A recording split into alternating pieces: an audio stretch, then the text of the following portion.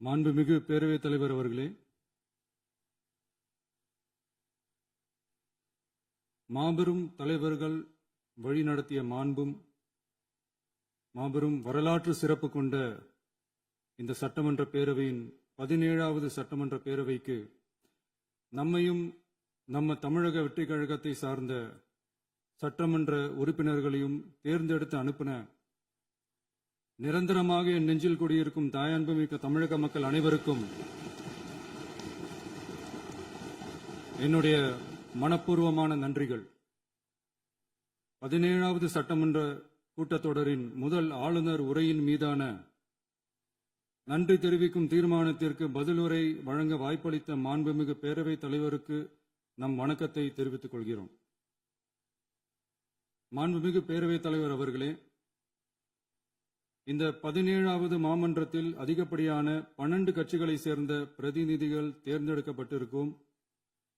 நாம கொள்கை ரீதியாகவும் நிலைப்பாடு ரீதியாகவும் வேறுபட்டு இருந்தாலும் மக்கள் பணி செய்வதுதான் நம்ம எல்லாருக்கும் பிரைமரியா இருக்கிற ஒரே எய்ம்.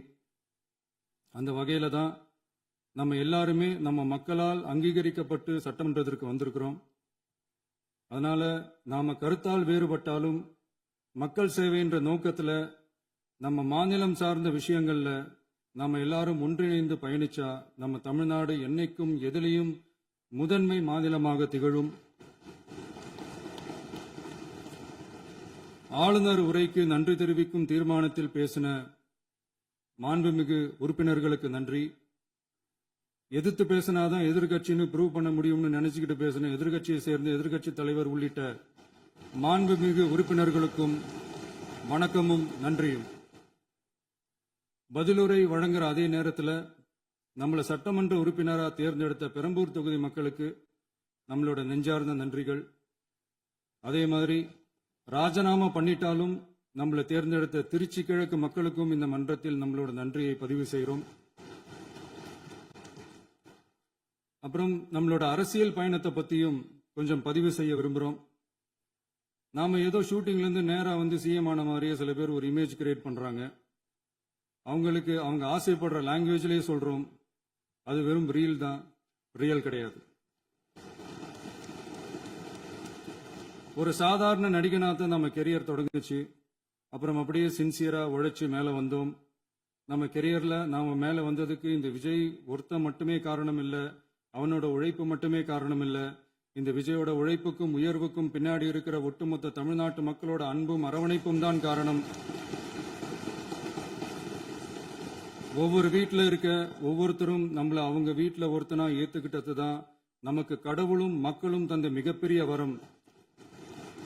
அதுக்காகவே கடவுளுக்கு சமமான நம்மளோட சொந்தங்களான தமிழக மக்கள் அனைவருக்கும் மீண்டும் மீண்டும் நன்றி.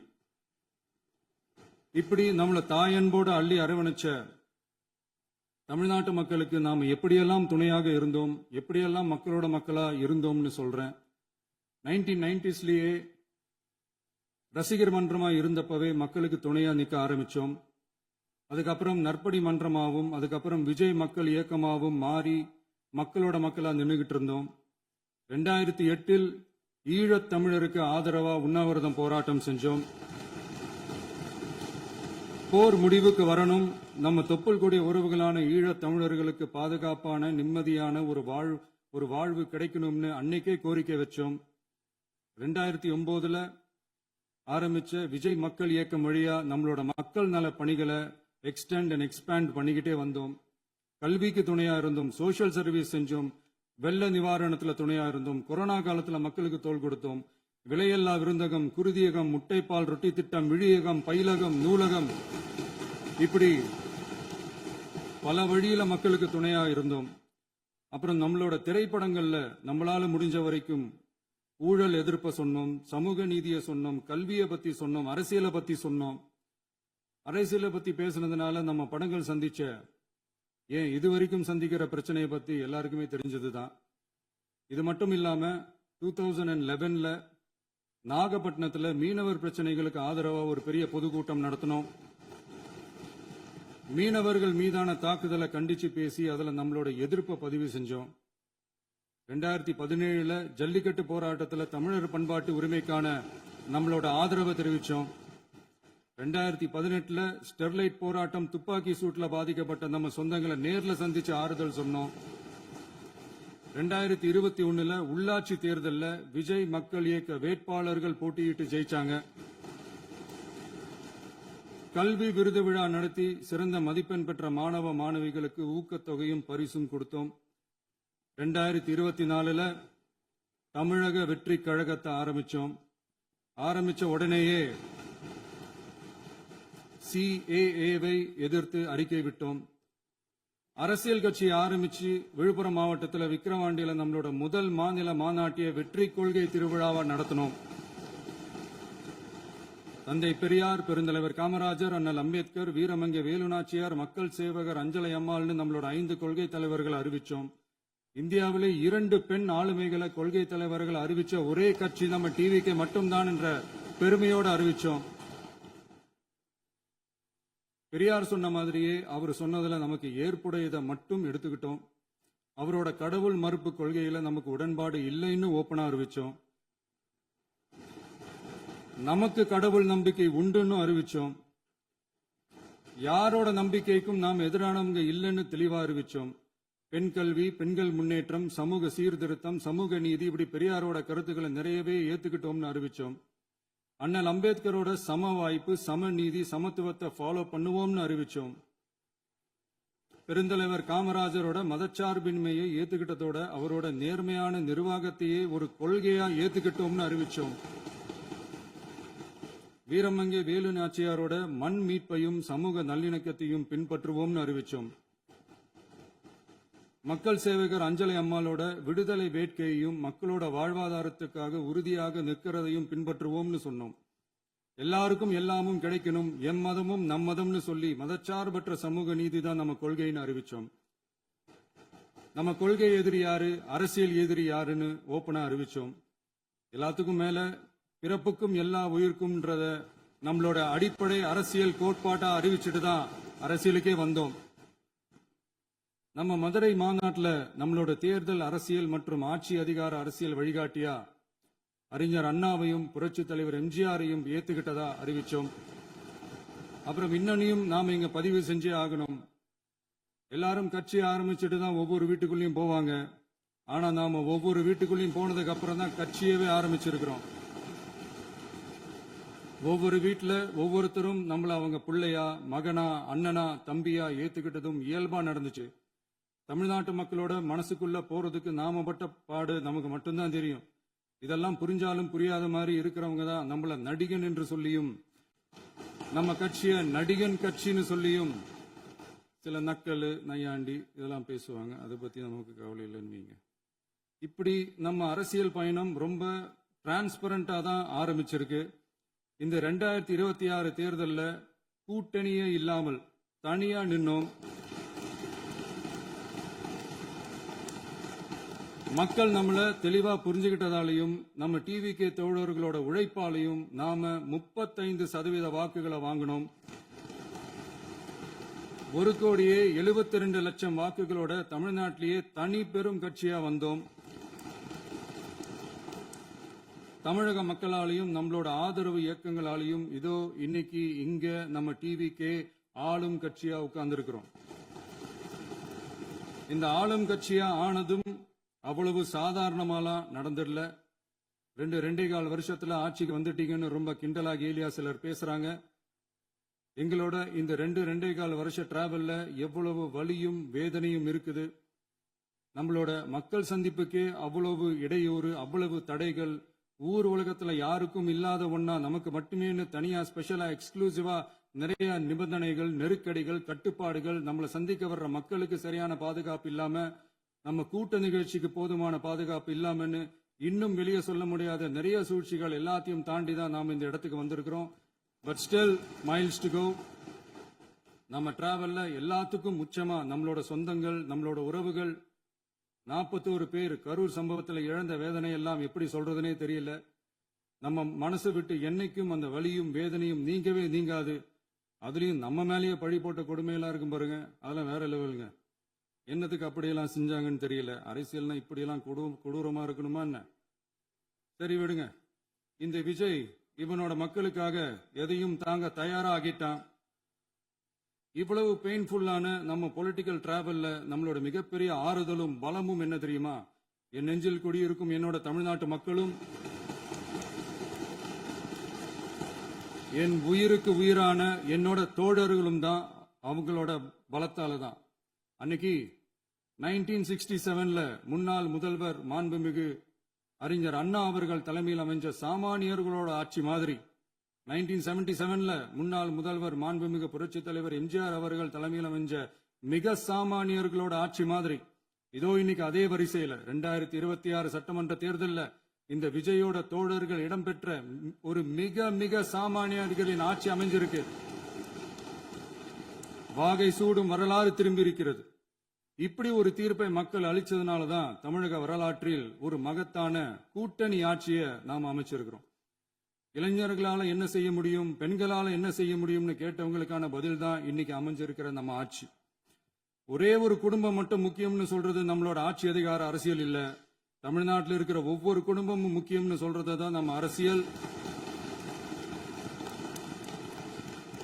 நம்மளோட ஆட்சி அதிகாரம் அதான் நம்மளோட மனசாட்சி உள்ள மக்களாட்சி.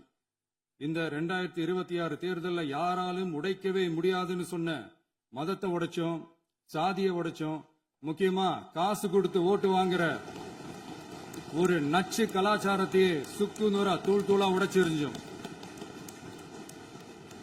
நாம கிளீன் கவர்னன்ஸ் அண்ட் குட் கவர்னன்ஸ்ல உறுதியா இருக்கிறோம். இப்ப மட்டும் இல்ல, எப்பவுமே இப்படிதான் இருப்போம். இதுல 100% இது உண்மைன்றதுனாலதான் பாரம்பரியமான தினத்தந்தி பத்திரிகை ஊழலின் ஊற்றுக்கண் அடைக்கப்படுகிறதுன்னு 16/6/2026 அன்னைக்கு ஒரு தலையங்கமே எழுதியிருக்கு. ஒரு தவறு செய்தால் அது தெரிந்து செய்தால் அவன் தேவன் என்றாலும் விடமாட்டேன் என்று எம்ஜிஆர் அன்று பாடினார். அதை இன்று விஜய் செயலில் காட்டுகிறார்னு அந்த எடிட்டோரியல்ல எழுதியிருக்கு. இந்த நேரத்தில் தினத்தந்திக்கு நம்மளோட நன்றியை தெரிவிச்சுக்கிறோம். அரசியலுக்கு வந்து 2 வருஷம் தான் ஆகுது. உங்களுக்கு என்ன தெரியும், உங்களால என்ன முடியும்னு கேலியா கேட்டவங்களுக்கு தினத்தந்தியோட பதிலை இப்போதைக்கு போதும்னு நினைக்கிறேன். என்னென்னமோ செய்வான்னு சொல்றானே இந்த விஜய், பல வருஷமா இருக்கிற ஒரு பதவி வெறி பிடிச்ச அரசியலை உடைச்சி எப்படி செய்வான்னு நம்ம மக்களை யோசிச்சிருவாங்க. இதோ இப்போ நம்ம மக்களுக்கு புரிஞ்சிருக்கும். இப்பவும் சொல்றோம், இது வெறும் ஆரம்பம் தாங்க. இந்த மாபெரும் சபையிலிருந்து கேட்கிற மக்களே, நமக்கு கொஞ்சம் அவகாசம் கொடுங்க.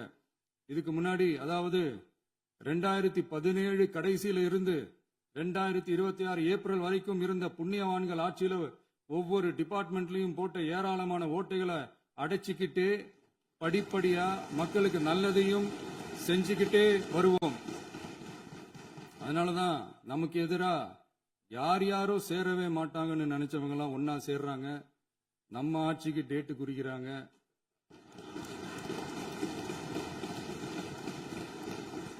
சரி, அவங்கள நம்ம மக்களே பார்த்துப்பாங்க, அதை விடுங்க. நாம ஆட்சிக்கு வந்து சரியா 40 நாள் ஆகுது. அதுக்குள்ள என்ன செஞ்சீங்கன்னு கேக்குறாங்க. ஒரு லிஸ்ட் ஒன்னு சொல்றேன் கேளுங்க. பெண்கள் பாதுகாப்புக்காக சிங்கப்பெண் சிறப்பு படை, 200 யூனிட் வரை கட்டணமில்லா மின்சாரம், போதைப் பொருள் ஒழிப்புக்காக தனிப்படை, குறுவை நெல் சாகுபடியை ஊக்குவிப்பதற்காக 134.83 கோடி சிறப்பு தொகுப்பு திட்டம், வழிபாட்டு தலம், ஸ்கூல், பஸ் ஸ்டாண்டுன்னு அதுக்கு பக்கத்துல இருக்கிற 717 மதுபான கடைகள் மூடப்பட்டன. அங்க வேலையில் இருந்தவர்களுக்கு வேறு கடைகளில் வேலை, கவனிக்கப்படாமல் விடப்பட்ட அம்மா உணவகங்கள் புதுப்பிக்கப்பட்டன. பத்திரப்பதிவு துறையில் பகல் கொள்ளைக்கு புல் ஸ்டாப் வைக்கப்பட்டுள்ளது. வருகையில்லா ஆவண பதிவு முறை கொண்டுவர உத்தேசிக்கப்பட்ட செயல்பாட்டில் உள்ளது.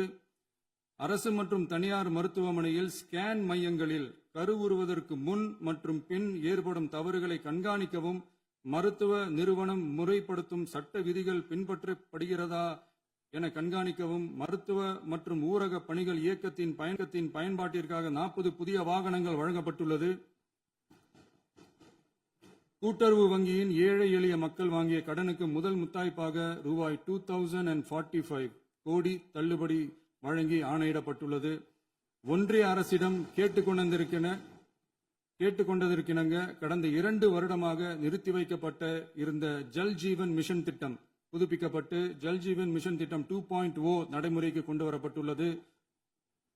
18,500 கோடி அளவில் உறுதியளிக்கப்பட்ட காஞ்சிபுரம் மாவட்டத்தில் மைய விரிவாக்க திட்டம், கோயம்புத்தூரில் மின்னணு பொருட்கள் மற்றும் மின்னணு அமைப்புகள் உற்பத்தி திட்டம், மற்றும் திருவள்ளூர் மாவட்டத்தில் காட்டுப்பள்ளி LNT கப்பல் கட்டும் தளம் விரிவாக்க திட்டத்திற்கு ஒப்பந்தங்கள் போடப்பட்டுள்ளன. அனைத்து நிர்வாக நடவடிக்கைகளும் மின்னணு முறையில் மாற்றம் கொண்டுவர நடவடிக்கை எடுக்கப்பட்டு வருகிறது. சட்டவிரோத கல்குவாரி மற்றும் அனுமதியின்றி கனிமங்களை எடுத்துச் செல்வது தடுக்கப்பட்டுள்ளது. பல்வேறு குவாரிகள் சீல் வைக்கப்பட்டுள்ளன. கனிமங்களை கண்காணிப்பது, எல்லைகளை நிர்ணயிப்பது மற்றும் ஆளில்லா விமானம் மூலம் அளவீடு செய்வது போன்றவற்றை செயல்படுத்துவதற்கான பணிகள் மேற்கொள்ளப்பட்டு வருகின்றன. அனைத்து துறைகளிலும் அலுவலர் தலையீடு இல்லாமல் லஞ்ச லாவண்யமற்ற தமிழகத்தை உருவாக்க அனைத்து நடவடிக்கைகளும் முடுக்கிவிடப்பட்டுள்ளது. இதெல்லாம் சாம்பிள் தான், இன்னும் இருக்கு. இந்த வெறும் 40 நாளுக்குள்ளேயே இவ்வளவு செஞ்சிருக்கோம்னா இனி வர்ற நாட்கள்ல கொஞ்சம் கொஞ்சமா படிப்படியா ஸ்டெடியா உழைச்சி லஞ்ச லாவண்யம் இல்லாத, ஊழல் இல்லாத, பெண்களுக்கு பாதுகாப்பான, சுதந்திரமான, டிரான்ஸ்பரண்டான தமிழ்நாட்டை நம்ம சொந்தங்களான தமிழக மக்களுக்கு தர்றதுதான் நம்மளோட ஒன் அண்ட் ஒன்லி டார்கெட். கண்டிப்பா அதை நிறைவேற்றியே காட்டுவோம். 8 கோடி மக்கள் நம்மளோட இருக்கிறப்போ ஏங்க இதை செய்ய முடியாது? மாண்புமிகு பேரவைத் தலைவர் அவர்களே, தமிழ்நாட்டின் கருவூலம் எப்படி திசை மாறி உருமாறி தேய்ந்து ஓய்ந்து கிடைக்கிறதுன்னு சொன்னாங்க. திசை மாறி உருமாறி தேய்ந்து ஓய்ந்துன்னு வசனம் மாதிரி ரைமிங்கா இல்லாம வளமான இலக்கியமா இதே சபையில பேசினவங்களோட திறமையான ஆட்சியில நடந்த நிதி மேலாண்மையை பத்தி வெள்ளை அறிக்கையா வெளியிட்டோம். வெள்ளை அறிக்கை வந்ததிலிருந்தே கண்ணை கட்டுதுங்க. அந்த காலத்துலதான் பிள்ளையோ பிள்ளை தொல்லையோ தொல்லைன்னு சொன்னாங்க. அதே மாதிரி தாங்க அவங்க ஆட்சியாலையும் அவங்களாலையும் இன்னைக்கு தமிழ்நாட்டுக்கே தொல்லையோ தொல்லை. இப்படி ஒரு நிலைமையை உண்டாக்கி வச்சுட்டு இவங்க சொல்றாங்க நமக்கு ஆட்சி செய்ய தெரியாதுன்னு. நம்ம அமைச்சர்களுக்கும் நம்ம சட்டமன்ற உறுப்பினர்களுக்கும் ஒன்னும் தெரியாதுன்னு. ஆமாங்க, எங்களுக்கு தெரியாதுதான். எங்க சட்டமன்ற உறுப்பினர்களுக்கும் அமைச்சர்களுக்கும் மக்கள் பணி செய்ய தெரிஞ்ச அளவுக்கு மக்கள் பணத்தை சுருட்ட தெரியாதுதான்.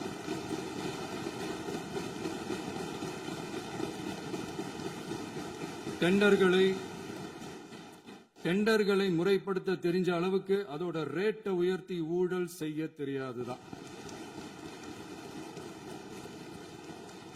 பதவி உயர்வு வழங்கவும் பணி இடமாற்றம் கலந்தாய்வு நடத்தவும் தெரியுமே தவிர பதவி உயர்வுக்கும் பணியிட மாற்றத்திற்கும் பணம் பறிக்க தெரியாதுதான். புதிய பணியிடங்கள் உருவாக்க தெரியுமே தவிர அந்த பணியிடங்களை பணத்துக்கு விற்க தெரியாதுதான். கோயில்கள்ல நடக்கிற நிர்வாக சீர்கேட்ட தடுக்க நீங்க பேசுங்க, கண்டிப்பா பண்ணுங்க. கோயில்கள்ல நடக்கிற நிர்வாக சீர்கேட்ட தடுக்க தெரியுமே தவிர கோயில் பணத்தை கொள்ளையடிக்க தெரியாதுதான். தங்கத்தை உருக்கி தாரை வார்க்க தெரியாதுதான். கனிம வளத்தை பாதுகாக்க தெரிஞ்ச அளவுக்கு கனிமத்தை வித்து கொள்ளையடிக்க தெரியாதுதான். அரசு வருமானத்தை அரசு கஜானாவுக்கு மாத்த தெரிஞ்ச அளவுக்கு அந்த பணத்தை தனிப்பட்ட கஜானாவுக்கு மடை மாத்த தெரியாதுதான். போதை கலாச்சாரத்தை தடுக்க தெரிஞ்சவங்களுக்கு போதை கலாச்சாரத்தை வளர்க்க தெரியாதுதான். நம்ம குடும்பத்தில் இருக்கிற பாட்டி, அம்மா, அக்கா, தங்கச்சி, குழந்தைங்களை, பெண்களை மதிக்க தெரிஞ்சவங்களுக்கு ஓசி பஸ், 1000 ரூபாய் கேஸ், இப்படிலாம் பேச தெரியாதுதான். எங்க உறுப்பினர்களுக்கும் அமைச்சர்களுக்கும் மக்கள் சேவை தெரிந்த அளவிற்கு சுயநல தேவையை செஞ்சிக்க தெரியாதுதான். அதனாலதான் சொல்றோம், எங்களை பார்த்து எதுவும் தெரியாதுன்னு சொல்றவங்களுக்கு சொல்றோம், இதெல்லாம் எங்களுக்கு தெரியாதுதான். உங்களை மாதிரி முறைகேடுகளை செய்யறத நாங்க தெரிஞ்சுக்கவும் போறதில்ல, தெரிஞ்சுக்கவும் ஆசைப்படல. அத கடைசி வரைக்கும் எங்களுக்கு தெரியாமலே இருந்துட்டு போகட்டும். அதனால நாங்களும் எங்க மக்களும் வெரி வெரி ஹாப்பி தான். மாண்புமிகு பேரவைத் தலைவர் அவர்களே, எதிர்ப்பவர்கள் எதிர்க்கட்சி என்பதற்காக எங்கள் ஆட்சி மீது 1000 பழி போடலாம். ஆனாலும் தமிழக மக்களுக்கு உண்மையை உணர்த்த வேண்டியது நம்மளோட கடமை. மின்வெட்டை பொறுத்தவரை தமிழ்நாடு மின்மிகை மாநிலமாக இருந்தாலும் கடந்த காலங்களில் ஏற்பட்ட நிர்வாக குளறுபடிகளும் மின்சார சாதனங்கள் மற்றும் மின் மாற்றிகளில் ஏற்படும் பழுதாலும் வேண்டுமென்றே சிலரின் நடவடிக்கைகளாலும் இந்த மின்வெட்டிற்கு காரணமாக உள்ளது.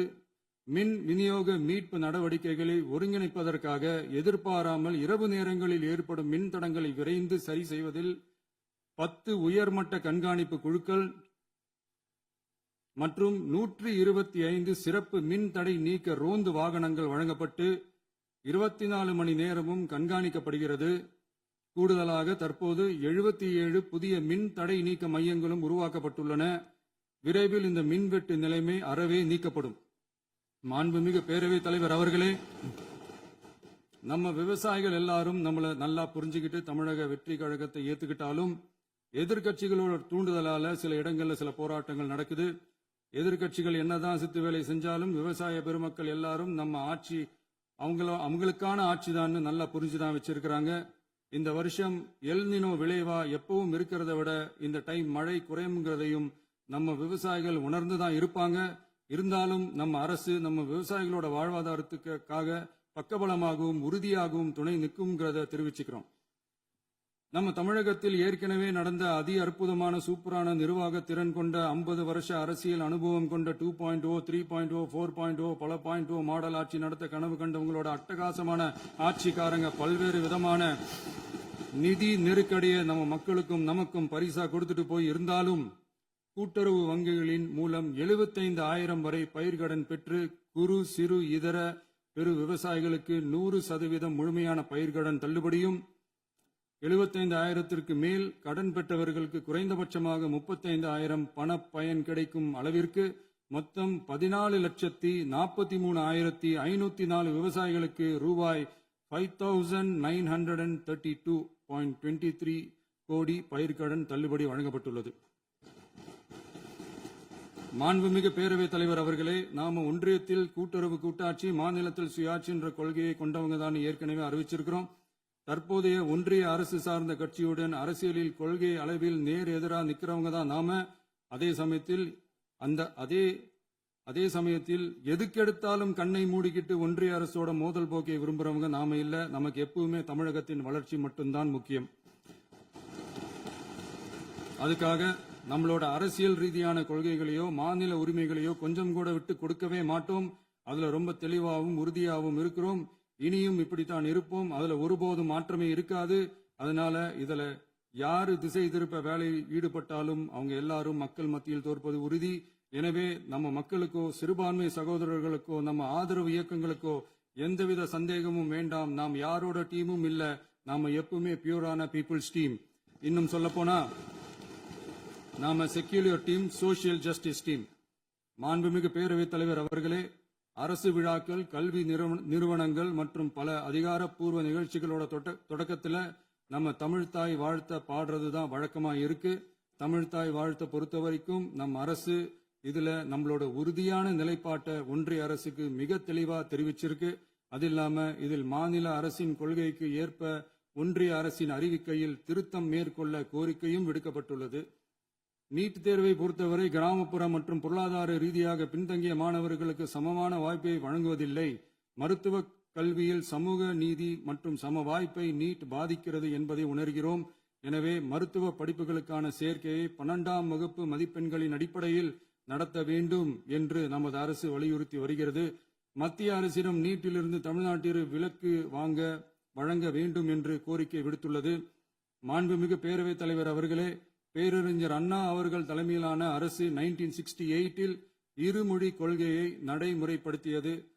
தமிழ் ஆட்சி மொழி, தமிழ் மொழியை பாதுகாப்பது, மாணவர்களுக்கு ஆங்கிலத்தின் மூலம் உலக அளவிலான வாய்ப்புகளை வழங்குவது, எந்த ஒரு மொழியையும் கட்டாயமாக திணிப்பதை தவிர்ப்பது மற்றும் எதிர்ப்பது, நிலத்தின் மொழி மற்றும் பண்பாட்டு அடையாளத்தை பேணுவது என்பதை நம் தமிழக வெற்றிக் கழக ஆட்சி ஏற்றுக்கொண்டுள்ளது. எனவே தமிழ்நாட்டில் தமிழ் ஆட்சி மொழி மற்றும் இருமொழி கொள்கை என்பதில் நமக்கு மாற்று கருத்தே இல்லை.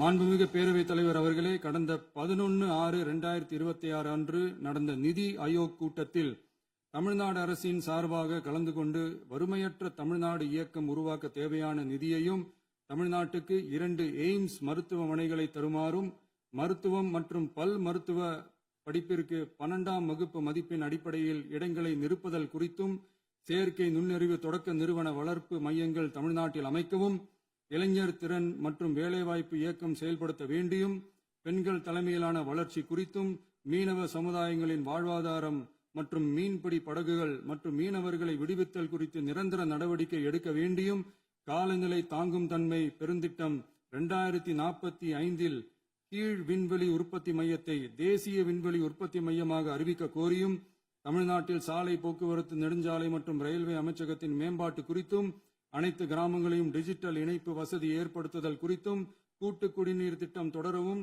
அரசின் விழாக்களில் தமிழ்தாய் வாழ்த்துக்கான முதலிடத்திற்கான கோரிக்கையும், மேகதாது அணை கட்டுமான நிறுத்தத்தை உறுதிப்படுத்தவும், மாநிலத்தின் மீது மும்மொழி கொள்கையை வற்புறுத்தாமல் புதிய கல்விக் கொள்கையை திணிக்காமல் தமிழகத்திற்கான கல்வித் தொகை ரூபாய் 3284 கோடியை விடுவிக்க கோரியும், ஆண்டுதோறும் 5 லட்சம் இளைஞர்களுக்கு உதவித் தொகையுடன் கூடிய பணியினை தொழில்நுட்ப பயிற்சி வழங்க ஒத்துழைப்பு வழங்குமாறும், ஒகேனக்கல் 3ஆம் கட்ட கூட்டு குடிநீர் திட்டத்திற்கான நிதி ரூபாய் 2283.40 விடுவிக்கவும், வேலை வாய்ப்பு மற்றும் வாழ்வாதாரத்துக்கான உத்தரவாத திட்டத்தின் கீழ் வேலை வாய்ப்புகளை உருவாக்க உடனடி நடவடிக்கை மேற்கொள்ள வேண்டியும் மற்றும் திருக்குறளை தேசிய இலக்கியமாக அறிவிக்குமாறும் தமிழ்நாடு சார்பில் பேசியுள்ளோம் என்பதை தெரிவித்துக் கொள்கிறோம்.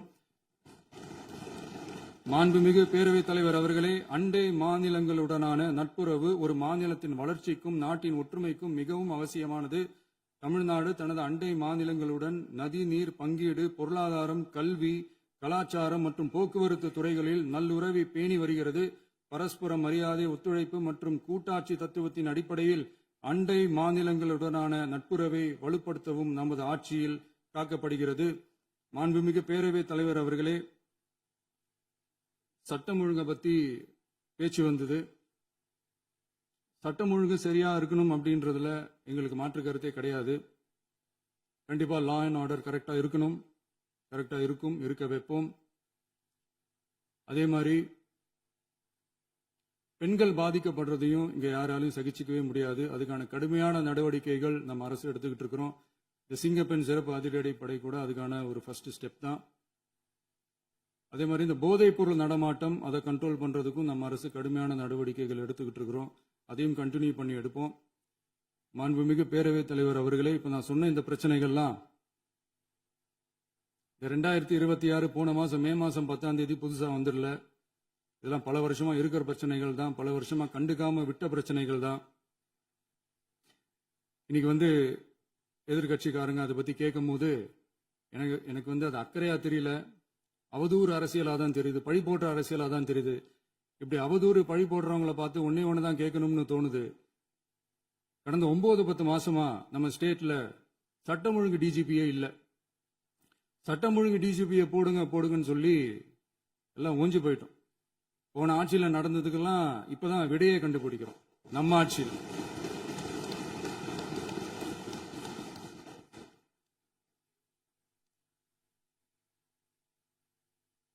இந்த போதைப் பொருள் நடமாட்டம்லாம் தாறுமாற அப்படியே பரவி கொட்டி கிடக்குது. இதெல்லாம் இனிஷியல் ஸ்டேஜ்லயே யார் கண்ட்ரோல் பண்ணியிருக்கணும்? போலீஸ் டிபார்ட்மெண்ட் அப்போ யார் கையில இருந்தது? இத்தனை கேள்வி நம்மளை பார்த்து கேட்கறாங்களே, ஒரே ஒரு கேள்விதான் நான் கேட்கணும்னு தோணுது. போலீஸ் டிபார்ட்மெண்ட்டை கையில வச்சுக்கிட்டே பிகினிங்லயே இனிஷியல் ஸ்டேஜ்லயே இந்த போதைப் பொருள் நடமாட்டத்தை ஏன் கண்ட்ரோல் பண்ணல? மனசாட்சி உள்ளவங்க இந்த பிரச்சனையெல்லாம் ஏன் நடக்குதுன்றது அவங்களுக்கே நல்லா தெரியும். இன்னைக்கு சட்டம் ஒழுங்கை பத்தி கேள்வி கேட்க கூடாதா அப்படின்னா தாராளமா கேட்கலாம். இது ஜனநாயக அரசு, மன்னராட்சி எல்லாம் கிடையாது, மனசாட்சி உள்ள மக்களாட்சி. அதனால கேள்வி கேட்கலாம், எல்லாருக்கும் எல்லா உரிமையும் உண்டு. விமர்சனம் செய்யலாம், எல்லாருக்கும் எல்லா உரிமையும் உண்டு. ஆனா நம்ம ஆட்சியில் என்ன நடவடிக்கைகள் எடுத்திருக்கோன்றது தெரிஞ்சுக்கிட்டு அதுக்கு ஏற்ற மாதிரி ஒரு நடுநிலையா பேசுனீங்கன்னா கொஞ்சம் நல்லா இருக்கும். சட்டம் ஒழுங்கை பத்தி யாருக்கு என்ன யோசனை இருந்தாலும், மக்கள் நலனுக்காக யாருக்கு என்ன யோசனை இருந்தாலும் அதை தாராளமாக சொல்லலாம். நம்ம அரசு அது காது கொடுத்து கேட்கும். ஆனா நம்ம அரசினுடைய நிர்வாக திறன் அதை பத்தி பேசுறவங்களுக்கு இந்த ஊரடிச்சு உலையில போட்டு ஊழல் மேல ஊழலா செஞ்சுக்கிட்டு அதுல இருந்து தப்பிக்கிறதுக்கு பேர் தான் நிர்வாகத்திறன் அப்படின்னு சொன்னா, அப்படிப்பட்ட ஒரு ஊழல் செய்யற நிர்வாகத்திறனை நம்ம அரசு ஒரு நாளும் செய்யாது. பொட்டி பெட்டியா பணத்தை வச்சுக்கிட்டு, பெட்டியை வச்சு எல்லாம் செஞ்சுக்கிட்டு, போதைப் பொருள் பாதுகாவல் கழக மாடல் அரசாங்கம் செஞ்ச ஒவ்வொரு ஊழலா வெளியில வந்துகிட்டு இருக்கு. டாஸ்மாக்ல அது என்னப்பா அது பேரு, பார்ட்டி ஃபண்ட் கட்சி நிதி அப்படின்ற பேர்ல அடிச்ச கொள்ளையெல்லாம் ஒண்ணு ஒன்னா இப்போ கவர்மெண்டோட கஜானாவுக்குள்ள கொண்டு சேர்த்துக்கிட்டே இருக்கிறோம். உட்காருங்க. மாண்புமிகு முதல்வர்கள் பதிலுரைக்கு பிறகு முதல்வர் பதிலுரைக்கு பிறகு நேரம் தரேன். அப்ப பேசட்டும், அவங்க பேசட்டும், அவங்கள பேச அனுமதி. உட்காருங்க, உட்காருங்க.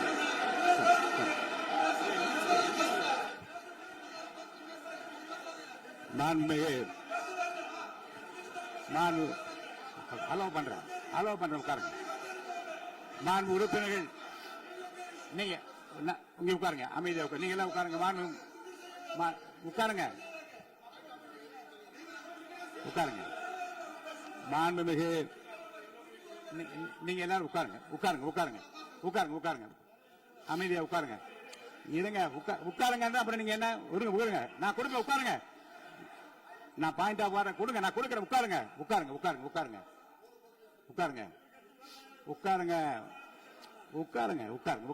உட்காருங்க. மாண்புமிகு முதல்வர் அவர்கள்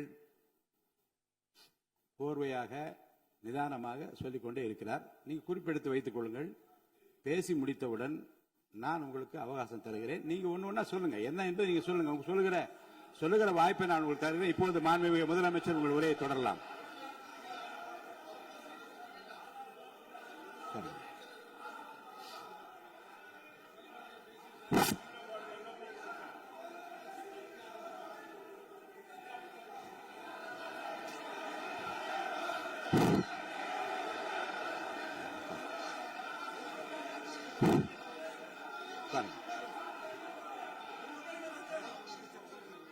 நான் எழுந்த பிறகு உட்காருங்க. எல்லாரும் உட்காருங்க. தேசிய உட்காரு. நான் அலோவ் பண்றேன். உட்காருங்க, அமைதியா உட்காருங்க. நான் அலோவ் பண்றேன். அமைதியா உட்காருங்க. அங்க இருந்து குரல் கொடுக்காதீங்க. உட்காருங்க.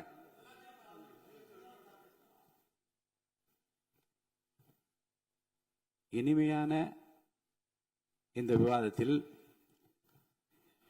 இதுவரை குறுக்கீடுகள் இல்லாமல்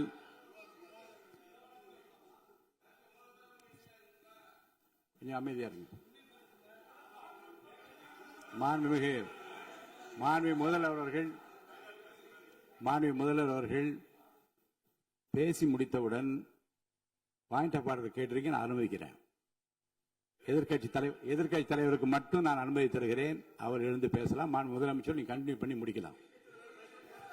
நீங்க எல்லாரும் எழுந்துச்சீங்கன்னா சரி வராது. உட்காருங்க, நான் சொல்லியிருக்கேன். உட்காருங்க.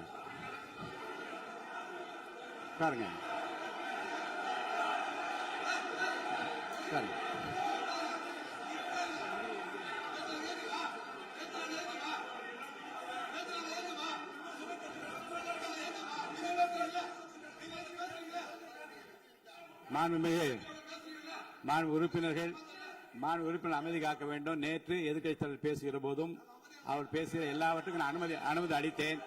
அதில் பாயிண்ட் ஆஃப் கேளுங்க, அந்த விவாதத்தில் கேளுங்க. இப்போதும் மாண்புமிகு முதலமைச்சர் அவர்கள் பேசி முடித்த பிறகு நான் உங்களுக்கு அதுக்குரிய அவகாசத்தை தருகிறேன். நீங்க கேள்வி கேளுங்க. கேட்கிற உரிமையும் விளக்கத்தை பெற்றுக்கொள்ள உரிமை உங்களுக்கு இருக்கிறது. அதற்கு அவகாசத்தை நான் தருகிறேன்.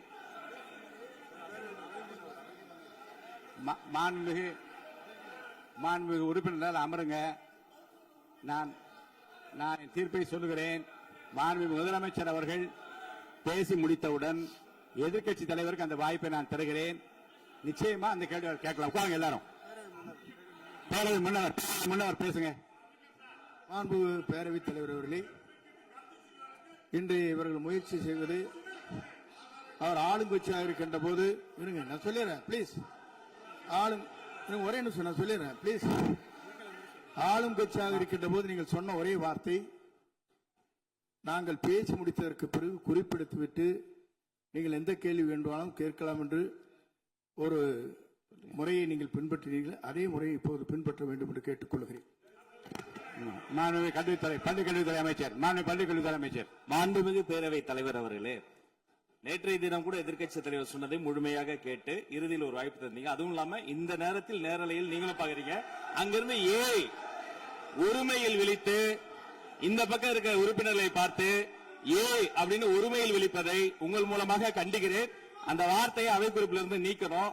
கண்ணியம் காத்து முதல்வர் முழுமையாக பேசுவதை காத்து கண்ணியம் காத்து இந்த சபைக்கு ஒரு மரபு இருக்கிறது. அதை மூத்த உறுப்பினர்கள் பின்பற்றபடி உங்கள் மூலமாக கேட்டுக்கொள்கிறேன். மாண்புமிகு முதலமைச்சர் அவர்கள் உரையை தொடரலாம். நான் தரேன். நான் உறுதியாக மாண்புமிகு முதலமைச்சர் அவர்கள் பேசி முடித்தவுடன் எதிர்க்கட்சி தலைவருக்கு அந்த வாய்ப்பு தரப்படும் என்பதை உறுதியாக சொல்லிவிட்டேன். இடையிலே குறுக்கீடு செய்யாமல் அந்த பேச்சு முழுமையாக பேசி முடிக்க நீங்கள் அனுமதி வழங்க வேண்டும் என்று கேட்டுக்கொள்கிறேன். அமைதியா உட்காருங்க. அவங்க பேசி முடிக்கட்டும், நீங்க கேளுங்க. நான் என்ன சொல்றேன், கேட்கிற உரிமையும் விளக்கத்தை கேட்டு பெற உரிமை உங்களுக்கு இருக்கிறது. ஆனா இடையிலே குறுக்கீடு செய்யாமல் அதை முடிக்கும்படி நான் கேட்டுக்கொள்கிறேன். மாண்புமிகு முதலமைச்சர் அவர்கள் தொடர்ந்து நீங்க பேசலாம்.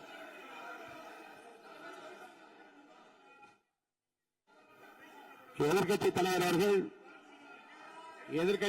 அவர்கள் உங்கள் கட்சியினுடைய உறுப்பினரை அமைதிப்படுத்த வேண்டும் என்று நான் கேட்டுக்கொள்கிறேன். உங்களுக்கு வாய்ப்பு தரவில்லை என்றால் அவர் ஏன் நிற்பதில் நியாயம் இருக்கிறது. வாய்ப்பு தரப்போகிறேன். மாண்புமிகு முதலமைச்சர் அவர்கள் பேசி முடித்தவுடன் உங்களுக்கு வாய்ப்பு தரப்படும். அது வரைக்கும் உங்களுடைய உறுப்பினரை அமைதி காக்க நீங்கள் தான் பார்த்துக் கொள்ள வேண்டும். மாண்புமிகு அவை முன்னவர். மாண்புமிகு பேரவைத் தலைவர் அவர்களே, அவர் அப்போது சொன்னது வேறு, இப்போது நடந்து கொள்கிற முறைகள் வேறாக இருக்கிறது. அன்றைக்கு அவர் சொல்லுகிற போது அமைச்சர் அத்தனை பேரும் பேசி முடித்ததற்கு பிறகு உங்களுடைய கருத்துக்கள் ஏதாவது தெரிவிக்கலாம். இப்போது பின்பற்றினால் நன்றாக இருக்கும். நீங்கள் அதற்காகத்தான் சொன்னீர்கள். முதலமைச்சர் பேசியதற்கு பிறகு எதிர்க்கட்சி தலைவர் அவர்கள் பேசுவதற்கு வாய்ப்பளிக்கிறோம் என்று சொல்லியிருக்கிறார்கள். ஆகவே தான் அந்த வாய்ப்பை நீங்கள் இல்ல அது பதில் சொல்லணும்னு கேட்டிருக்காங்க. பதில் சொல்லணும் சொல்லியிருக்காங்க. பதில் சொல்லினா தான் எங்க பிரச்சனை. இல்ல அப்படி இல்ல. ஆகவே இல்ல நேற்றைய தினம் நீங்கள் அப்படி பேசிக் கொண்டது ஆறாவது இல்ல. நேற்றைய தினம் நீங்கள் பேசுகிற போது ஆறாவது குறுக்கிட்டார்களா? நீங்கள் பேசுகிற போது யாருமே குறுக்கிடவில்லை. நீங்க எவ்வளவு பேசினீர்கள், எவ்வளவு வார்த்தைகள் பேசினீர்கள் என்பதெல்லாம் எங்களுக்கு தெரியும்.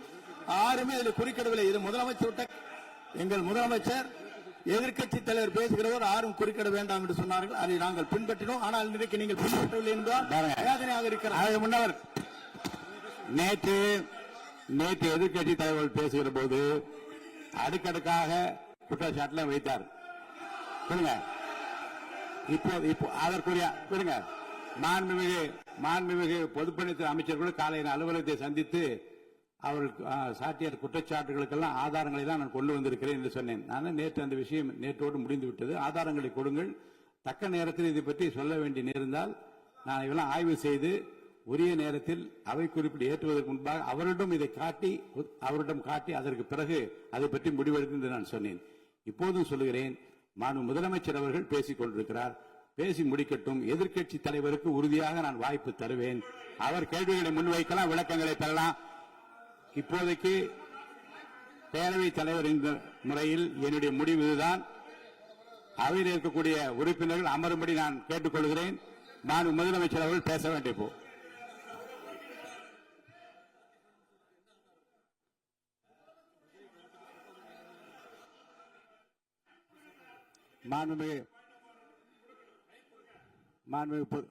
இருங்க.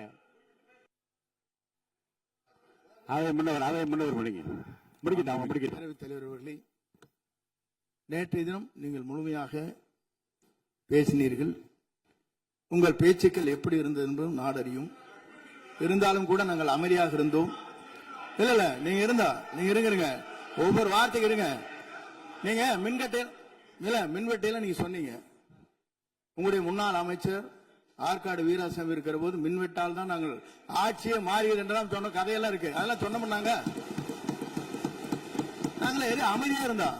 அதுக்கு அங்கே தயவு செய்து எதிர்க்கட்சி தலைவருக்கு வாய்ப்பளிக்கிறார்கள். அந்த வாய்ப்பை நீங்கள் அவர் முதலமைச்சர் பேசியதற்கு பிறகு பேசினால் அழகாக இருக்கும். அதை முன்ன பள்ளிக் கல்வித்துறை அமைச்சர்.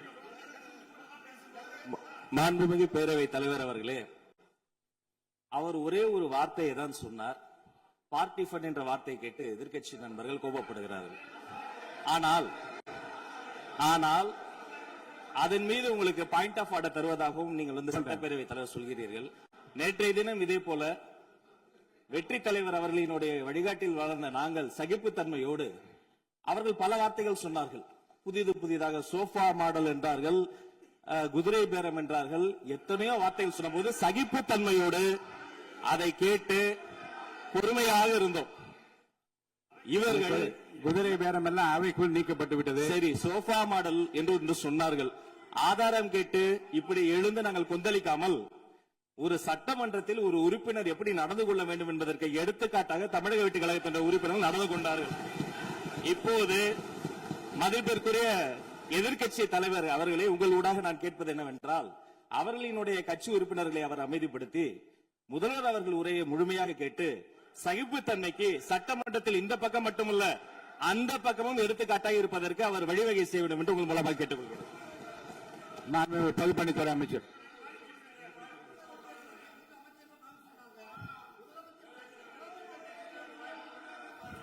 மாண்புமிகு பேரவைத் தலைவர் அவர்களே, திராவிட முன்னேற்ற கழகம் முதல் நாளில் இந்த சபையுடைய மரபையும் பாரம்பரியத்தை பற்றியும் நமக்கு வகுப்பெடுத்தார்கள். அந்த மரபுப்படி எங்களுடைய தலைவருடைய வழியில் இந்த சட்டசபையுடைய நிகழ்வுகளில் நாங்கள் கலந்து கொண்டிருக்கிறோம். நேற்று எதிர்க்கட்சி தலைவர் பேசும்பொழுது எவ்வளவோ வார்த்தைகள் உண்மைக்கு புறம்பாக சட்டத்திற்கு எதிராக ஒரே நிமிஷம் பேசுறேன். சட்டத்திற்காக பேசும்பொழுது நாங்கள் அமைதியாக இருந்தோம். ஒரு 2-3 முறை தான் அவரு பேசும்போது மினிஸ்டர்கள் நின்னாங்க. ஆனா இன்னைக்கு மாண்புமிகு முதலமைச்சருடைய முதல் உரை, கடந்த 4 நாட்களாக திராவிட முன்னேற்ற கழகம் முதலமைச்சர் ஏன் பேசலன்னு சொல்லிட்டே இருந்தாங்க. இன்னைக்கு பேச ஆரம்பிச்ச உடனே அவர் சொன்ன வார்த்தை பார்ட்டி ஃபண்ட் சொன்னார். எந்த பார்ட்டின்னு சொல்ல. ஆனா அந்த வார்த்தைகள் சொல்லி முடிஞ்ச உடனே எதற்காக முதலமைச்சருடைய பேச்ச இவங்க குறுக்கிடுறாங்கன்னு தெரியல. நீங்கள் சொன்னது மாதிரி முதலமைச்சர் பேச வேண்டும். பேசிய பின்பு கருத்துகளுக்கு பதிலளிக்க அவர்கள் பதிலளிக்க நாங்களும் பதிலளிக்க தயாராக இருக்கிறது பதிவு பண்றோம். மாண்புமிகு முதலமைச்சர் அவர்கள்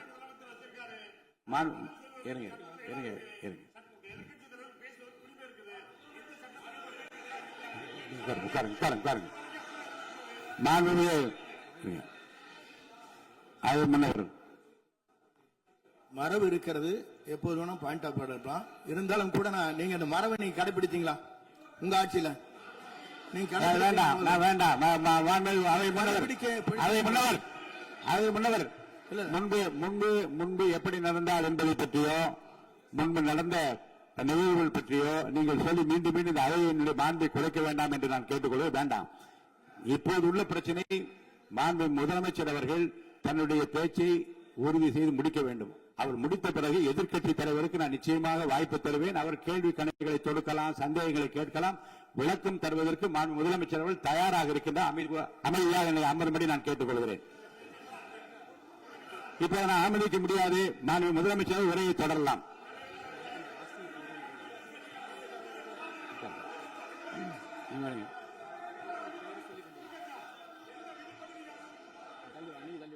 மாண்புமிகு உறுப்பினர் ஆஸ்தின் உங்க இடத்துல போய் உட்காருங்க. மாண்புமிகு உறுப்பினர் ஆஸ்தின், நீங்க ஒரு மூத்த உறுப்பினர், சபை விதிகளை நன்கு தெரிந்த ஒரு உறுப்பினர், நீங்க போய் இடத்துல உட்காருங்க. முதல்ல மாண்புமிகு முதலமைச்சர் அவர்கள் உரையை தொடரலாம். இப்போது எந்த விதமான பாயிண்ட் ஆஃப் ஆர்டர்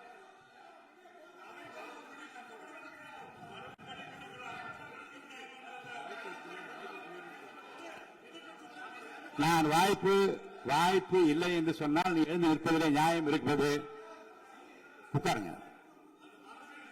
வாய்ப்பு உறுதியாக எதிர்க்கட்சி தலைவருக்கு பாயிண்ட் ஆஃப் ஆர்டர் மட்டுமல்ல, உட்கார்ந்து அவர் பேசிய பேச்சுக்களை என்னென்ன இருங்க, என்ன உங்களுக்கு சந்தேகம் இருக்கிறதோ, வினாக்கள் இருக்கிறதோ அதை நீங்க கேட்கலாம். அவர் பதில் சொல்வதற்கு தயாராக இருக்கிறார். பேசி முடிக்கின்ற வரை அமைதி காக்கும்படி உங்களை நான் கேட்டுக்கொள்கிறேன். மாண்புமிகு எதிர்க்கட்சி தலைவர் முழு ஒத்துழைப்பை நீங்கள் தர வேண்டும் என்று நான் எதிர்பார்க்கிறேன்.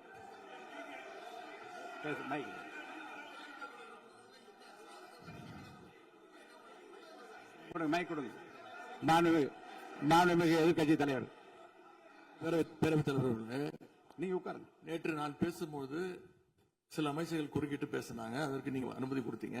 அது மாதிரி இன்னைக்கு முதலமைச்சர் பேசும்போது சில வார்த்தைகள், தவறான வார்த்தைகள் பேசுறாரு. அவர் பார்ட்டி ஃபண்ட் அப்படின்னு சொல்லியிருக்கிறாரு.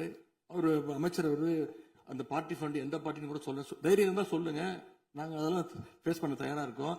எதையும் ஆதாரத்தோடு எதையும் பேசுங்க. நீங்க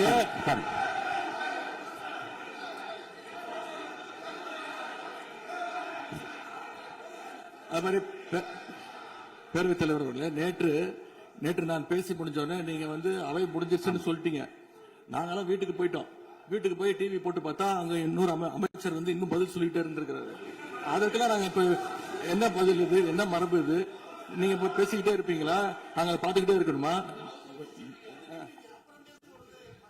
அதே மாதிரி இன்னைக்கு முதலமைச்சர் அவர்கள் பேசும்போது நாங்களும் அமைதியா கேட்டுட்டு தான் இருந்தோம். ஆனா சில கருத்துக்கள் அவர் பேசும்போது அதை நாங்க அனுமதிக்க முடியாது.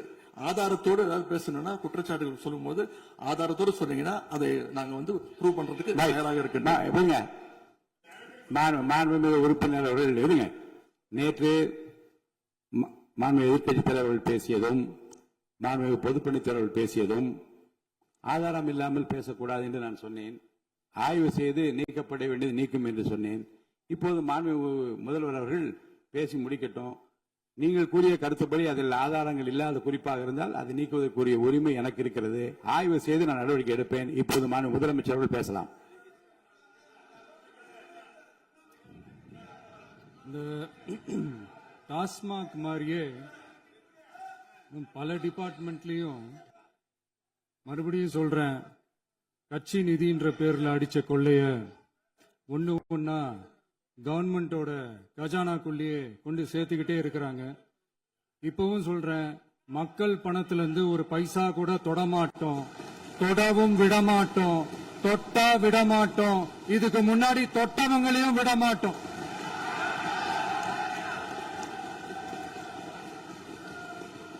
ஒவ்வொரு ஊழலா வெளியில வரும் போலயே ஒவ்வொரு வேஷமா கலைஞ்சிரும் போலயே இங்க இருக்கிற நிறைய பேரு நடுங்கி போய் இதுல நம்ம மேல அவதூறு வேற.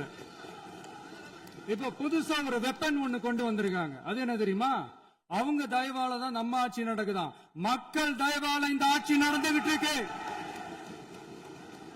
மனசாட்சி உள்ள சக்திகளோட ஆதரவால இந்த ஆட்சி நடந்துகிட்டு இருக்கு. நாங்க தான் அனுப்பி வச்சோம் அப்படின்றாங்களே. அனுப்பி வச்சவங்களுக்கு மினிஸ்ட்ரியில இடம் கொடுத்தா ஏன் கதறீங்க? ஏன் இவ்வளவு கோவம்? ஏன் இவ்வளவு கதறல்ஸ்? இதுல இன்னொரு முக்கியமான விஷயம், மார்க்சிஸ்ட் கம்யூனிஸ்ட் கட்சி நமக்கு ஆதரவு கொடுத்தது சுயேட்சையா எடுத்த முடிவுன்னு சொல்றாங்க. அதே மாதிரி இந்திய கம்யூனிஸ்ட் கட்சி நமக்கு ஆதரவு கொடுத்தது சுயேட்சையா எடுத்த முடிவுன்னு சொல்றாங்க. இதுல எங்க இருந்து நாங்க தான் அனுப்பி வச்சோம்னா புரியலையே. மக்களுக்கு நல்லா புரியும், எல்லாத்தையும் தெளிவா பார்த்துக்கிட்டு இருக்கிறாங்க.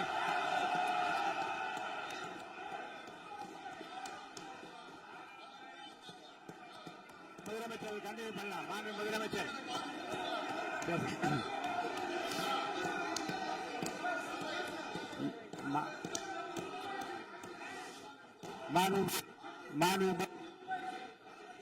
முதலமைச்சர் கண்டினியூ பண்ணலாம். நீ கண்டினியூ பண்ணலாம்.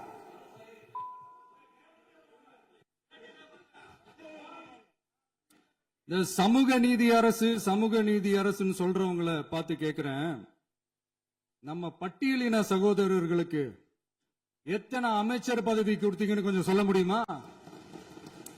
ஆனா நம்மளுடைய அரசுல 8 அமைச்சர் பதவிகள் யாருக்கு? நம்ம பட்டியலின சகோதரர்களுக்கு. எல்லாம் நம்ம அண்ணன், நம்ம தம்பி, நம்ம தங்கச்சிங்க. அண்ணல் அம்பேத்கர் அவர்களுடைய கிட்டத்தட்ட 100 ஆண்டு கால கனவு இப்ப நிறைவேறி இருக்கு.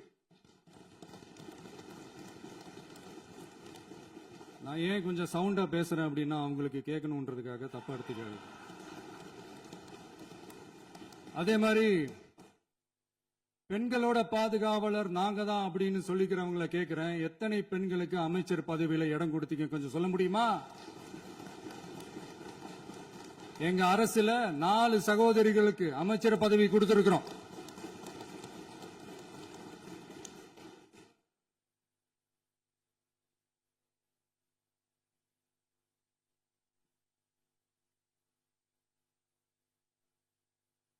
அதனால மக்களால் நிராகரிக்கப்பட்டு மக்களால் அகற்றப்பட்டவங்களுக்கு ஒன்னே ஒன்னு சொல்லிக்கிறோம், தப்பே செய்ய மாட்டோம், ஊழலே செய்ய மாட்டோம், நேர்மையா தான் இருப்போம், நியாயமா தான் இருப்போம் அப்படின்னு சொல்றவங்களால மட்டும்தான் கூட்டணி ஆட்சி அமைக்க முன்வரும். ஆட்சியிலையும் பங்கு, அதிகாரத்திலையும் பங்கு கொடுக்க முன்வரும். ஊழல்லையே ஊறி போனவங்களால இந்த கூட்டணி ஆட்சியோ ஆட்சியிலையும் பங்கு அதிகாரத்திலையும் பங்கு கொடுக்க முன்வராது. மெஜாரிட்டி இருந்தாலும் தரமாட்டாங்க, மெஜாரிட்டி இல்லைனாலும் தரமாட்டாங்க. கேட்டா ரெடிமேடா ஒரு பதில் ஒண்ணு வச்சிருப்பாங்க, கூட்டணி ஆட்சியை மக்கள் விரும்ப மாட்டாங்கன்னு. அதே மக்கள் தான் இப்ப அவங்கள பார்த்து சிரிக்கிறாங்க. நான் பதவியேற்ற அன்னைக்கு கொஞ்சம் டைம் அவகாசம் கேட்டேன். எதுக்கு கேட்டேன்? நிதி நிலைமைலாம் கொஞ்சம் மோசமா இருக்குது, அதெல்லாம் கொஞ்சம் சரி செஞ்சுக்கிட்டு படிப்படியா கொஞ்சம் கொஞ்சமா நான் கொடுத்த வாக்குறுதிகள்லாம் செயல்படுத்துவேன், அதுக்காக கொஞ்சம் டைம் அவகாசம் கேட்டேன். நான் ஏதோ வேற எதுக்காகவோ வேற யாருக்காகவோ ஏதோ அவகாசம் கேட்ட மாதிரி. அடுத்து இங்க சபையில இல்லாதவங்களை பத்தி பேச வேண்டாம்னு நினைக்கிறேன்.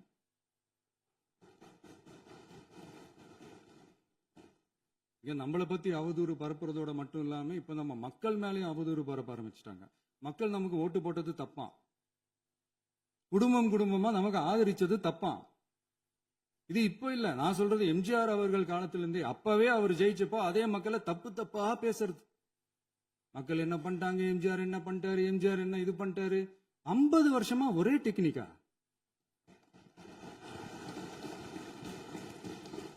டெக்னாலஜி எல்லாம் மாறி வேற எங்கேயோ போயிட்டு இருக்கு. பஸ் இதுல கொஞ்சம் டெக்னிக்காச்சும் கொஞ்சம் மாத்தினா கொஞ்சம் நல்லா இருக்கும். அதனால மக்களுக்கு யூஸ்ஃபுல்லா இருக்கிற மாதிரி இந்த ஆக்கப்பூர்வமான கருத்துக்களோ ஆக்கப்பூர்வமான யோசனைகளோ இருந்தா சொல்லுங்க, அதை நாங்க டெஃபரெண்டா எடுத்துக்கிறோம். ஆனா அதை விட்டுட்டு இந்த நக்கலு நையாண்டி சம்பந்தம் இல்லாத பேச்சு இதெல்லாம் பேசிட்டு அப்புறம் முதல்வர் பதில் சொல்லல, முதல்வருக்கு பதில் சொல்ல தெரியல அப்படின்னா அப்புறம் என்ன சோஃபா மாடல் ஆட்சியா? அது என்னன்னு புரியறதுக்கு எனக்கு ரொம்ப நாள் ஆச்சு. இந்த sofa set, table chair, teapoy, furniture பிசினஸ்லாம் வேற எங்க வெளியில போய் பண்ண சொல்லுங்க. அப்படி அந்த பிசினஸ் தான் பண்ணணும்னா நிறைய பிசினஸ் பண்ற மாதிரி வெளியில போய் பண்ண சொல்லுங்க, இங்க சட்டசபைக்குள்ள வேணாம். அதனால ஆக்கப்பூர்வமான கருத்துக்கள் இருந்தா சொல்லுங்க, டெஃபினட்டா அது சரியா இருந்தா நாங்க ஏத்துக்கிறோம். எனக்கு ஒரு குட்டி கதை ஒண்ணு ஞாபகம் வருது, சொல்லாமா? ஒரு ஊர்ல ஒரு பெரியவர் வெயில் ரொம்ப ஜாஸ்தியா இருக்குன்னு சொல்லிட்டு கண்ணுக்கு மேல கை வச்சுக்கிட்டு இப்படி சுத்தி முத்தி தேடிக்கிட்டு இருந்தாராம். அப்ப கூட இருந்த ஒரு சின்ன பையன் என்ன தேடுறீங்க அப்படின்னு கேட்டானா. அதுக்கு அந்த பெரியவர் சொன்னாரா, அது ஒண்ணு இல்ல தம்பி, உங்க அப்பா இங்கதான் இருப்பாருன்னு சொன்னாங்க, அதான் தேடிக்கிட்டு இருக்கேன், எங்க உங்க அப்பாவையா காணோம்?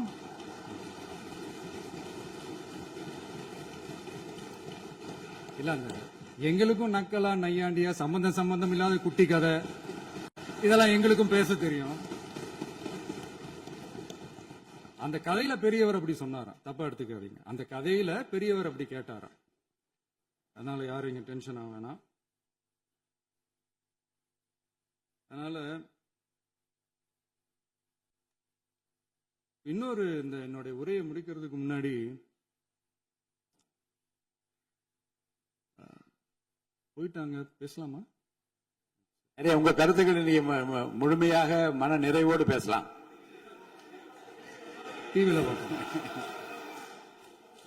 சரி, அதான் 5 நிமிஷம் பேசுனதுக்கே கொலை தூரி இந்த ஆட்டம் இருக்கு.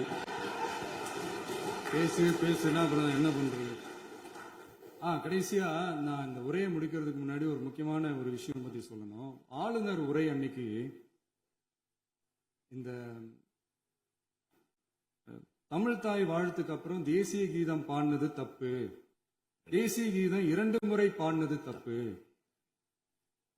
அப்படி ஒரு நிகழ்வு இதுக்கு முன்னாடி இந்த சட்டசபையில நடந்ததே கிடையாது, அந்த மரபையே மாத்திட்டீங்க, இப்படி ஒரு பெரிய ஒரு போர் மாதிரி எதிர்கட்சி சார்ந்தவங்க எல்லாம் சொன்னாங்க இல்லையா? அந்த மாநில உரிமை போராளிகளை, அந்த மரபு காக்கிற உரிமை போராளிகளை ஒரே ஒரு கேள்விதான் கேட்கணும். 2021 ஆகஸ்ட் 2 ஞாபகம் இருக்கா? Centenary celebration of Tamil Nadu legislature. அந்த ஃபங்க்ஷன்ல நம்ம முன்னாள் முதலமைச்சர் கருணாநிதி அவர்களோட கலைஞர் அவர்களுடைய கலைஞர் அவர்களுடைய புகைப்படத்தை மாண்புமிகு குடியரசுத் தலைவர் திறந்து வைக்கிற ஒரு ஃபங்க்ஷன். அந்த ஃபங்க்ஷன்ல national anthem followed by Tamil Thai Vazhthu அப்படின்னு அறிவிச்சது ஞாபகம் இருக்கா? அதாவது தேசிய கீதத்துக்கு அப்புறமா இரண்டாவது முறையா, நோட் திஸ் பாயிண்ட் மாண்புமிகு பேரவைத் தலைவர் அவர்களே, ப்ளீஸ் நோட் திஸ் பாயிண்ட். தேசிய கீதத்துக்கு அப்புறம் இரண்டாவது முறையாக தமிழ் தாய் வாழ்த்து பாடப்படும் அப்படின்னு சொன்னது ஞாபகம் இருக்கா? அதுவும் முத்தமிழ் அறிஞர் அப்படின்னு சொல்ற நம்ம கலைஞர் அவர்களுடைய அந்த புகைப்படம் வெளியிட்டு விழாவில் அவர் இருந்த இதே சபையில தமிழ இரண்டாவது இடத்துக்கு தள்ளினது யாருன்னு ஞாபகம் இருக்கா? அது மட்டும் இல்ல, அந்த தேசிய கீதத்தை நாட்டுப்பண் நேஷனல் ஆந்தம்னு சொல்லி அதே ஃபங்க்ஷன்ல கடைசியா ஃபங்க்ஷன் முடியும் போது செகண்ட் டைம் தேசிய கீதம் பாடினதும் ஞாபகம் இருக்கா? இதே அவையில் தான், அது அவை குறிப்பிலும் இருக்கிறது, இதே அவையில் தான் நடைபெற்றது. இந்த தக்க நேரத்தில் இந்த ஆதாரங்களை அளித்த மாண்பு முதல் அவர்களுக்கு நன்றியை தெரிவித்துக் கொள்கிறேன். டவுட் இருந்தா இந்த புக்கை பார்த்து தெரிஞ்சுக்கலாம். அதனால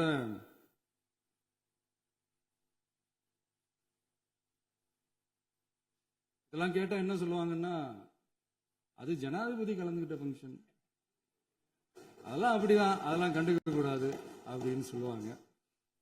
இதே மாதிரிதான் பேசுறது ஒண்ணு, செய்யறது ஒண்ணு, பேசுறது ஒண்ணு. இதெல்லாம் மக்கள் பார்த்துக்கிட்டு இருக்காங்க. எலெக்ஷனுக்கு முன்னாடி தான் அப்படி செஞ்சுக்கிட்டு இருந்தாங்க. இப்போ எலெக்ஷனுக்கு அப்புறம் அதே தான் செய்யறாங்க.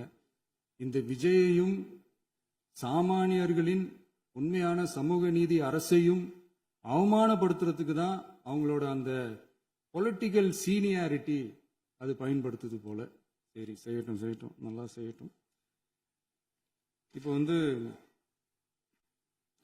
ஆனாலும் நம்மளுடைய மாநில உரிமை, மொழி உரிமை, உத்தமபுத்திரர் போல வேஷம் போடுற எதிர்கட்சிக்கு ஒன்றை மட்டும் ஆணித்தரமாக சொல்றோம்.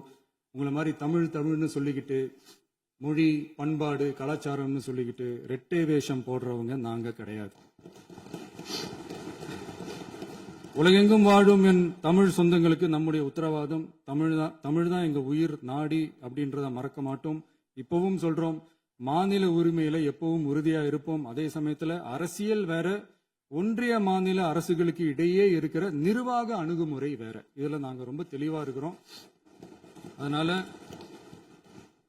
எங்களுக்கு பாடம் எடுக்கிறதா நினைச்சுக்கிட்டு உங்க வேஷத்தை நீங்களே கொஞ்சம் கொஞ்சமா கலைச்சுக்கிட்டே வரீங்க, மறந்துடாதீங்க. அப்புறம் நேத்து எதிர்கட்சி தலைவர், மாண்புமிகு எதிர்கட்சி தலைவர் பேசும்போது நிறைய பேசினாங்க. அதுல ஒண்ணு மட்டும், அரசு சொல்றதா நினைச்சுக்கிட்டு நம்மளை இன்டைரக்டா ஈவில் அப்படின்ற அந்த வார்த்தையை யூஸ் பண்ணாங்க. எனக்கு ஒண்ணுதான் சொல்லணும்னு தோணுது. ஈவில்ஸ்னு டெவில்ஸ் பேசக்கூடாது.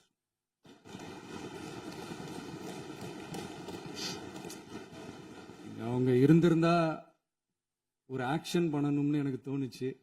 எல்லாரும் போயிட்டாங்க. பர்மிஷன் பண்ணலாமா? இப்பவும் பண்ணலாம், ஒன்றும் தப்பு இல்லை.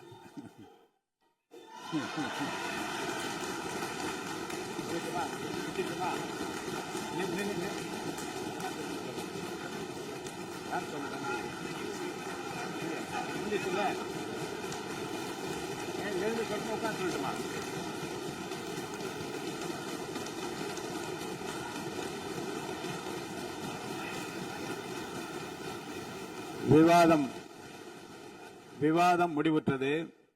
மாண்புமிகு உறுப்பினர்கள் முன்மொழிந்த திருத்தங்கள் வலியுறுத்தப்படுகின்றனவா என்று அறிய விரும்புகிறேன். மாண்புமிகு உறுப்பினர்கள் முன்மொழிந்த திருத்தங்கள் அனைத்தும் பேரவையின் அனுமதியில் திரும்ப பெறப்படுகின்றன.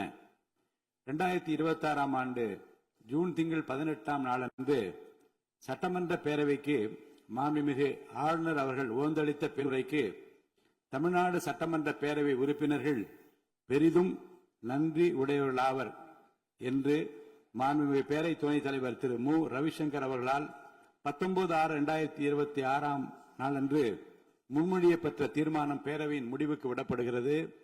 ஏற்போர் ஆம் என்க. மறுப்போர் இல்லை என்க. ஏற்போரே அதிகம் என்று கருதுகிறேன். ஏற்போரே அதிகம். தீர்மானம் நிறைவேறியது. அரசினர் தீர்மானம். பேரவை மீண்டும் கூடும் நாள் குறிப்பிடப்படாமல் ஒத்திவைக்கப்பெறும் தீர்மானம். மாண்புமிகு பேரவை முன்னவர் அவர்கள். மாண்புமிகு பேரவைத் தலைவர் அவர்களே, பேரவை விதி 25(1) கீழ் 1 படி பேரவை மீண்டும் கூடும் நாள் குறிப்பிடப்பெறாமல் ஒத்திவைப்பு பெறலாம் எனும் தீர்மானத்தை மொழிகிறேன். மாண்புமிகு பேரவை முன்னவர் அவர்களின் தீர்மானம் பேரவையின் முடிவுக்கு விடப்படுகிறது. ஏற்போர் ஆம் என்க. மறுப்போர் இல்லை என்க. மறுப்போரே இல்லை என்று கருதுகிறேன். மறுப்போரே இல்லை. தீர்மானம் ஒருமனதாக நிறைவேறியது. பேரவை மீண்டும் கூடும் நாள் குறிப்பிடப்பெறாமல் ஒத்திவைக்கப்படுகிறது. வணக்கம்.